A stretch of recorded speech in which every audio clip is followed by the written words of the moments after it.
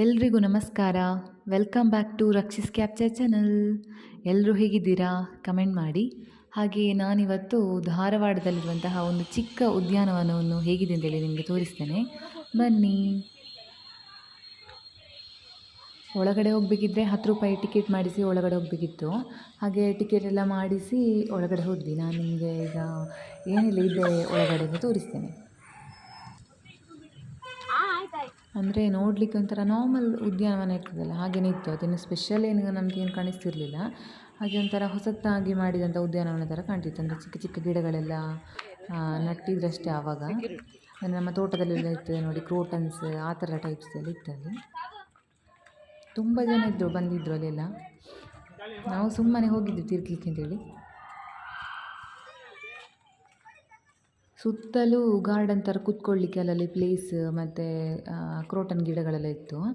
ಹಾಗೆ ಕವಿಗಳು ಬರೆದಿರುವಂತಹ ಲೇಖನಗಳನ್ನೆಲ್ಲ ಹಾಕಿದ್ರಲ್ಲಿ ಸ್ಟಿಕ್ ಆನ್ ಮಾಡಿದರು. ಹಾಗೆ ನಡುವಲ್ಲಿ ಒಂಥರ ನದಿ ಥರ ಹರಿತಾ ಇತ್ತು. ಅಲ್ಲೆಲ್ಲ ಇದು ದೋಣಿ ಇರ್ತದಲ್ಲ, ನಾನು ನಿಮಗೆ ತೋರಿಸ್ತೇನೆ ನಿಮಗೀಗ. ದೋಣಿ ಅಂತ ಹೇಳಿದರೆ ಬಾತುಕೋಳಿ ಟೈಪಲ್ಲಿ ಬರ್ತದಲ್ಲ ದೋಣಿ ಎಲ್ಲ, ಅಂದರೆ ಜನರನ್ನೆಲ್ಲ ಆಕರ್ಷಣೆ ಮಾಡಲಿಕ್ಕೆ ಇಟ್ಟಿದ್ರು ಆ ಥರ ಅಂತ ಗೊತ್ತಿಲ್ಲ ನನಗೆ. ಆದರೆ ಕರ್ಕೊಂಡು ಹೋಗ್ತಿದ್ರು ಒಂದು 1/4 ಗಂಟೆ ಅರ್ಧ ಗಂಟೆ ಏನೋ. ಚಾರ್ಜ್ ಎಷ್ಟು 100 ರೂಪೀಸ್ ಏನೋ ಹೇಳ್ತಾ ಇದ್ರಲ್ಲಿ. ಇಂಟ್ರೆಸ್ಟ್ ಇರೋರು ಹೋಗ್ಬೋದಿತ್ತು ಅದರಲ್ಲೆಲ್ಲ. ಹಾಗೆ ನಾವು ಸುತ್ತಲೊಮ್ಮೆ ನೋಡ್ಕೊಂಡು ಹೋಗುವ ಅಂತೇಳಿ ಒಮ್ಮೆ ರೌಂಡ್ ಹಾಕೊಂಬರುವಂತ ಸೀದಾ ಹೋಗ್ತಾ ಇದ್ದೇವೆ ಈಗ.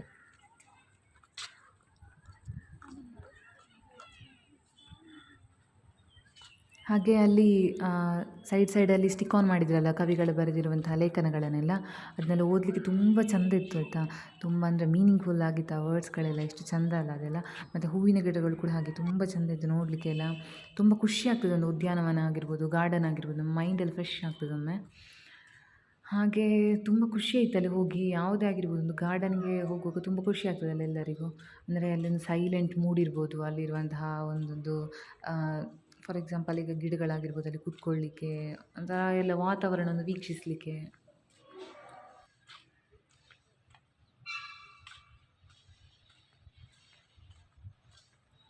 ಹಾಯ್, ಎಲ್ರಿಗೂ ನಮಸ್ಕಾರ. ನಾವಿವತ್ತು ಧಾರವಾಡದ ಉದ್ಯಾನವನದಲ್ಲಿದ್ದೇವೆ.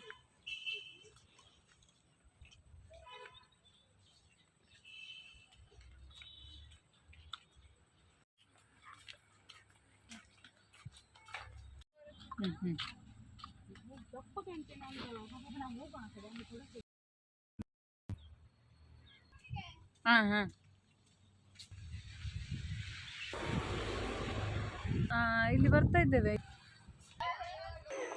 ದ ರಾ ಬೇಂದ್ರೆ ಬರೆದಿರುವಂತಹ ಒಂದು ಲೇಖನವನ್ನು ನಾನೀಗ ಓದಿ ಹೇಳ್ತೇನೆ, ಹೇಳಿ. ಹಚ್ಚೋದಾದರೆ ದೀಪವನ್ನು ಹಚ್ಚು, ಬೆಂಕಿಯನ್ನಲ್ಲ. ಆರಿಸುವುದಾದರೆ ನೋವನ್ನು ಆರಿಸು, ನಗುವನ್ನಲ್ಲ ಅಂತೇಳಿ. ಇಷ್ಟು ಮೀನಿಂಗ್ಫುಲ್ ಆಗಿದೆಯಲ್ಲ.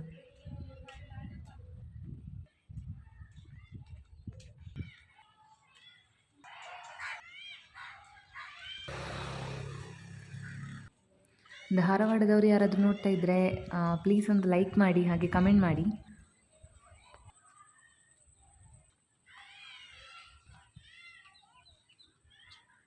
ಧಾರವಾಡದ ವಾತಾವರಣ ಎಲ್ಲ ತುಂಬ ಚೆಂದ ಉಂಟಾಯ್ತಾ. ಹಾಗೆ ಅಲ್ಲಿ ಪ್ಲೇಸಸ್ ಕೂಡ ತುಂಬ ಚೆಂದ ಉಂಟು ನೋಡಲಿಕ್ಕೆ. ಹಾಗೆ ಯಾರಾದರೂ ಹೋಗುತ್ತಿದ್ದರೆ ಹೋಗಿ. ನಾವು ಸುಮ್ಮನೆ ನಡ್ಕೊಂಡು ಹೋಗೋ ಕೂಡ ಅಲ್ಲಿ ಸಿಂಪಲ್ ಅಂತ ಕಾಣ್ತಿತ್ತು. ಹಾಗಾಗಿ ಅಲ್ಲಿರುವಂತಹ ಒಂದು ಲೇಖನ ಉಂಟಲ್ಲ, ಅದು ನಮ್ಮನ್ನು ತುಂಬ ಆಕರ್ಷಿಸ್ತಿತ್ತು.